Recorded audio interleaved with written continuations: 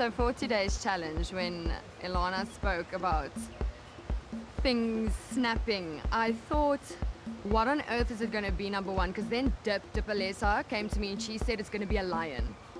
I thought, okay, obviously not, but then I thought white, so maybe a cheetah, maybe something elegant. And I was amped for a cheetah, but definitely not a vulture. When I saw the bird, I freaked out because I thought I was going to die. I'm very afraid of owls. I'm very afraid of things with wings, but now I feel so much better. It's over with. I love the shots, so it was cool.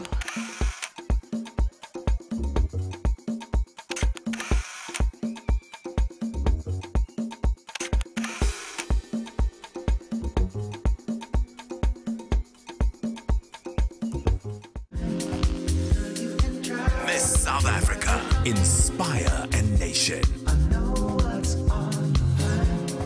Miss South Africa 2014, proudly sponsored by Cell C.